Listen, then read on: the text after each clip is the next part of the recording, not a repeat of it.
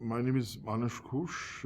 I am now editor Dainik Statesman, the English, the Bangla version of The Statesman, which has been in print for the last 140 years. It gets printed from Calcutta, Delhi, Bhubaneswar, and Siliguri.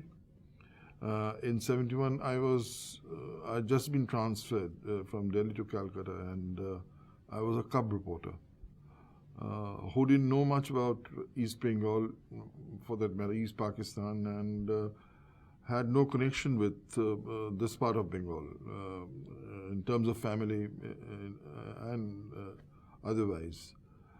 And but when the non-cooperation movement, Bangabandhu gave the call for non-cooperation movement, I knew that he was making all kinds of demands based on 6 point for East Pakistan's autonomy. But otherwise, I didn't know much, didn't have much interest. But it was only after the non-cooperation movement that I started getting interested and said, hey, what's happening there? Find out. And on 25th March, after the Operation Searchlight, very little was trickling out of East Bengal, East Pakistan, and I don't know, but there was an inner stirring in me, and said that there were reports that large-scale killing had been perpetrated, but what was the extent was totally unknown. And I know with just ₹10 in my pocket, it was a weekly off day of mine, and a colleague of mine, a senior colleague of mine, who was from this part, from East Bengal, said, let's go to the border. That was on 27th, and see what's happening. If we get, travelers from the other side, at Bonga, we shall get a story. And that's how it started. Well, we got at the end of the day, after a long wait of 10 hours, we got an Italian gentleman by the name of Falachetti, who had seen the carnage in Dhaka, because he himself was staying in this hotel, which was then known as Intercon, and was witness to the burning down of the People office. The People was a newspaper, which was just across the street here, across Intercon, and he saw it, everything happening from the rooftop of Intercon. Next day, when we carried the story, it created a stir. I was called by the editor that it's a good story. It's a very good story. And there will be a car at your disposal every morning at 6, and you go to the border. But the problem at that time was, the Indian newspapers, we didn't know what was the government's policy, meaning Government of India's policy towards this, because one was calling it a civil war, one was, there was another section which was calling Shadi Kare Juddho, fight for independence, and the government was really in a fix, Delhi, and we had not been told, briefed by anybody, neither by Delhi or by my editor, how to cover, because the editor said that, you are entering a foreign land, mind you, and then you have no papers to, back you. So if you get caught, the Pakistan will certainly shoot you, and then don't do anything which will be absolutely risky.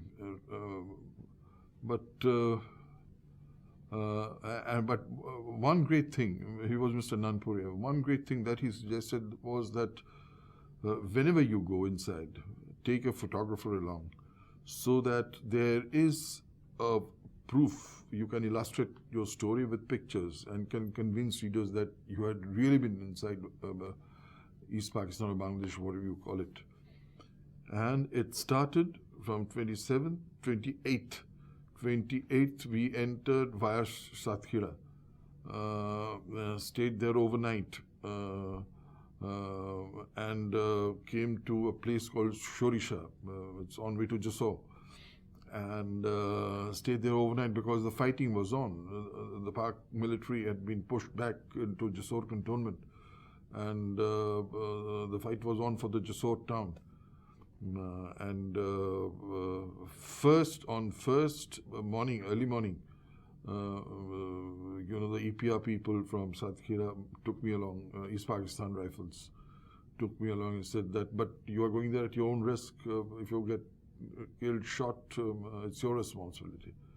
I said nothing doing, and reached Jassore around 9 in the morning, and saw what there is a palace called Chachor Rajbari, Raja of Chachor, and there what moved me to tears was piles of dead bodies lying on the wayside inside a pool.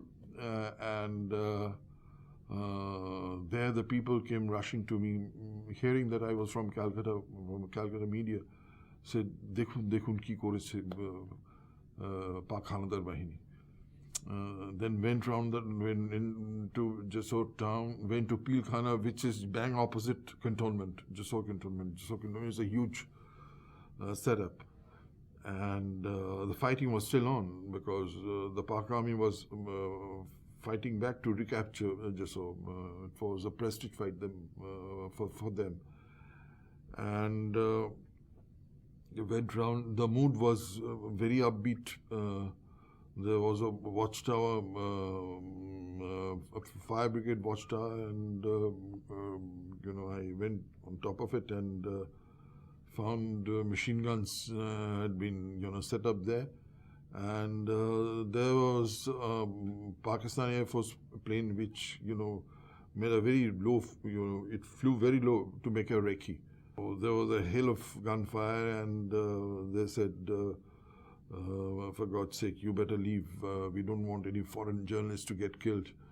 I said, all right, but I stayed in the town for another 3-4 hours, and around lunchtime, I left Jassore. On my way back, the word had gone around Jassore town that there was a Calcutta journalist, visiting the city. And a horde of Italian fathers and nuns came rushing to me and with piles of letters. Fatima, it's called Fatima House. It's a Fatima hospital come nunnery come, it's a convent. And they said that they had not been able to post letters for more than a month. Said, would you be kind enough to post these letters from Calcutta when you get back to Calcutta? They were all crying, said, because Rome doesn't know how we are and what state we are in, and we are great. And what made me cry also was that they said that we don't have any money left to pay you for the postage. I said, I need your blessings. I just need your blessings. So I put all that pile of letters inside my bag. I was carrying a bag and came rushing to Calcutta, and next day reached Calcutta around midnight. Till about 2:30 I typed the story. It was no age of computers. I typed my story till 2 in the morning, 2:15, and the whole page carried pictures of Jassore. There was the page 1 story, that was my main story. Guns still booming in Jassore, that was the headline. And the whole back page carried pictures of sites of Jassore. And that was really the turning point in me. I said that, well, it's a commitment which I have to fulfill. I must be by the side of the freedom fighters. And come what may, even if it costs me my life, I'll go all out. I'll go the whole hog. And then what happened was I started making forays inside Bangladesh through various borders. The next one was through Chuadanga, through Gede Darshana. to Chuadanga. There I met, he's still alive. He was a sector commander then. He was a wing commander at that time. Later on, he became the sector commander. Major Abu Osman Chaudhry. Seeing me, first time somebody from India and Calcutta, he and his wife, literally, hugged me so hard that I started crying. I said, what is it in me and them, that binds us together? There must be something. There must be some bonding somewhere. Because I am a total stranger. They don't know me for Adams. And here he is hugging me. The wife said that, no, he must first eat, and then you talk about, the battles that you have fought. And she made me sit down. I felt such a motherly touch in her that I didn't know what to say. I said, I'll never be able to repay, what you have done. Made me sit down. She did a lot of rannabari in the midst of battle, mind you, and fed me, my photographer, and said, you must come via Churanga every day. I want to see your face every day. And it was there that I met Haba Doctor Ashabul Haq, a great freedom fighter. He was, I think, MPA from Chuadanga, Awami League MPA, member of the Provincial Assembly. And he was a radical humanist, M.N. Roy's follower. And seeing me, someone from Calcutta, he too started crying. I said, let us not cry. This is hour of battle, and let us be tough, and said, you must come here. After 2 days, again I went to Chuadanga, and there in Abu Osman Chaudhry's office, I found a man speaking in Oxonian accent, with a hat on, felt hat on, and seeing me, express surprise who I was, and said, Calcutta, oh my God, what the hell you are doing here? I said, I've come to cover the war.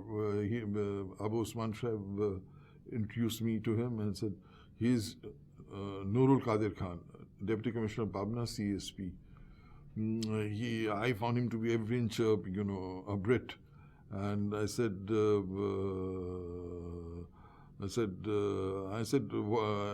what brings you to Chuadanga? I said, I've come here to collect arms and ammunition to Pabna, and I'm collecting it, and I'm getting back to Pabna.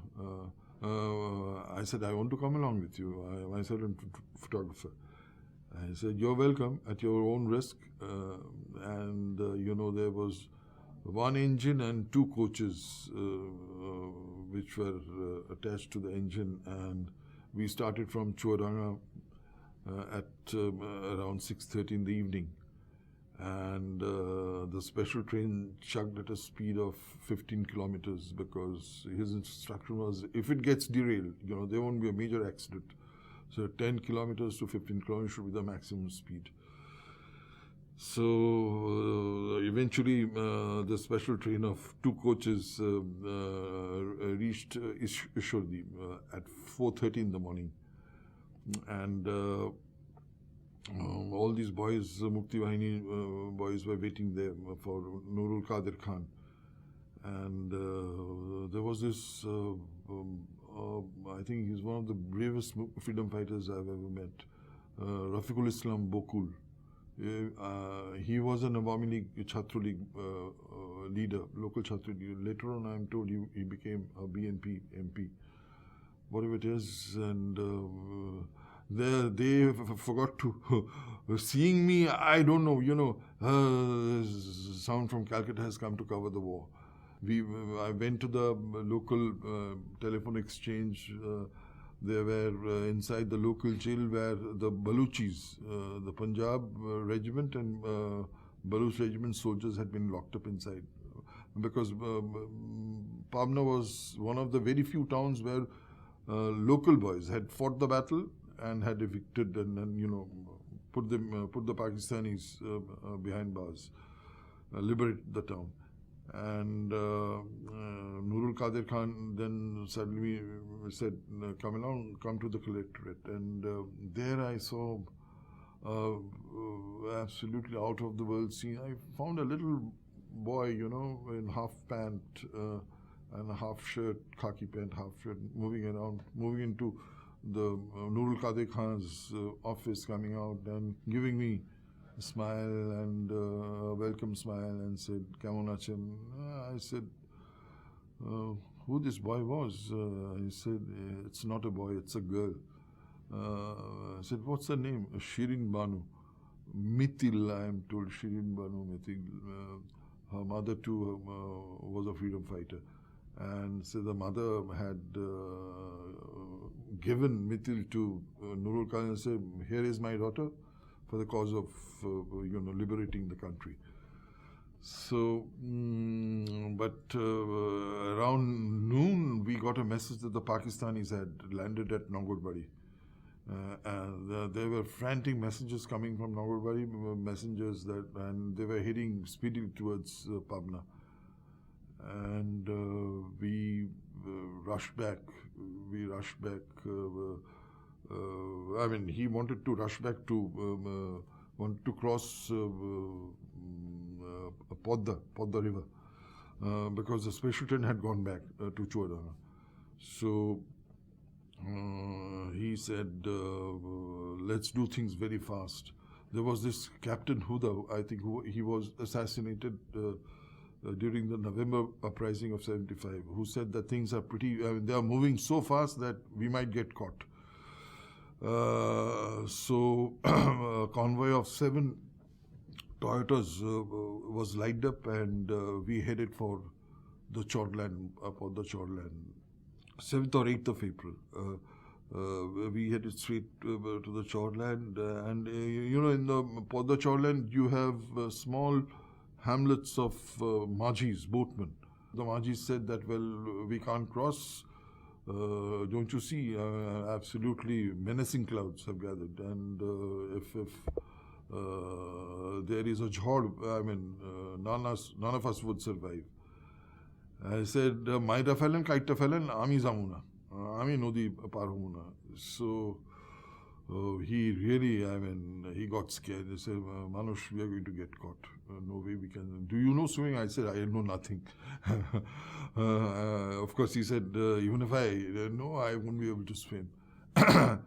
And then I said, "How about the next one? Let's try." And I told him that, don't threaten the Majis.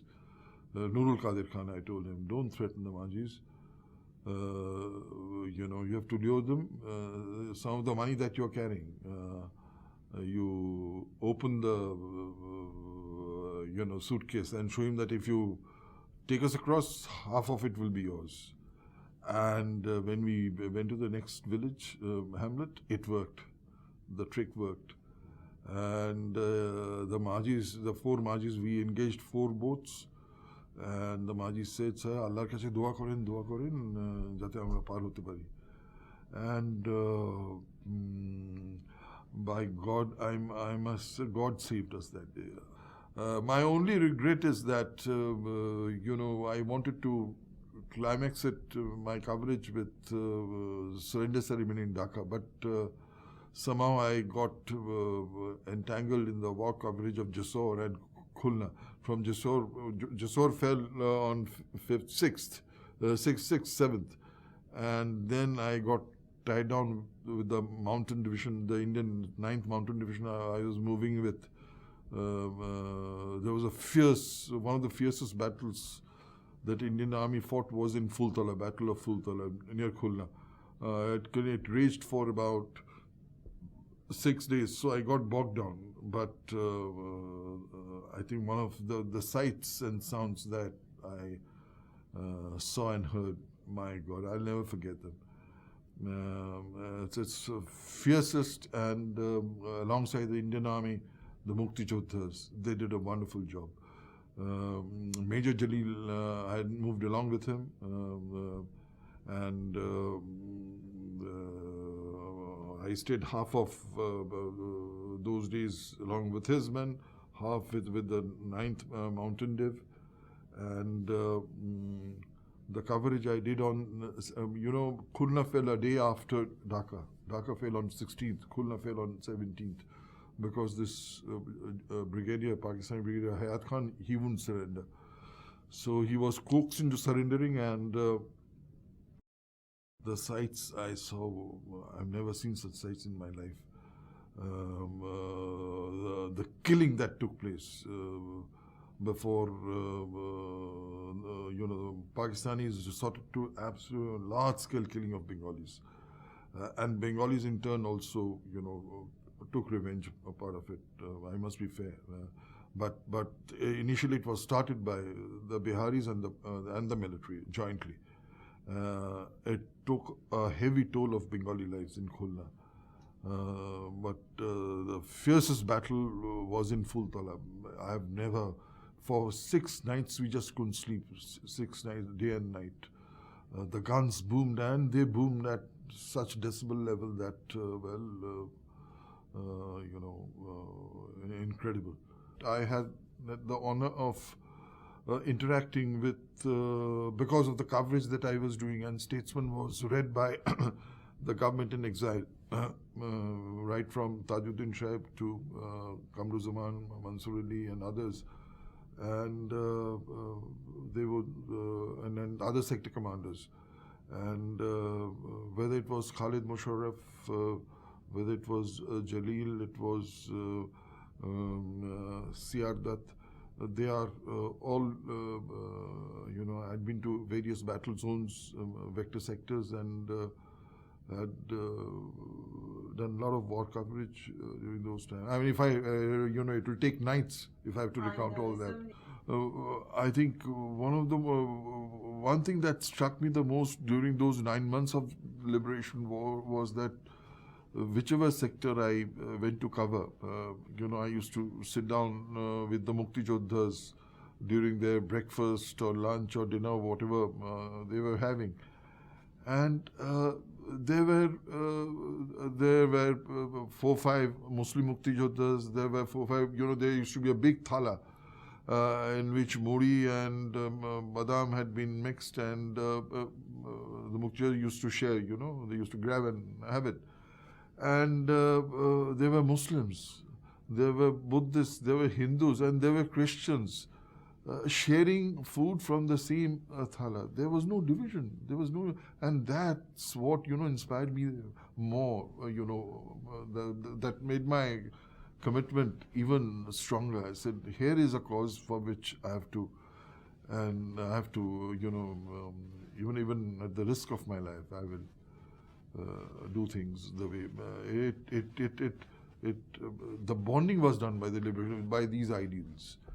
And there was no division at all during those 9 months. Now we see so much of it. But in those months, 9 months, I used to tell, I had told Zia, Major Zia, I told Khalid Musharraf, I told Abu Usman Chaudhry, how come?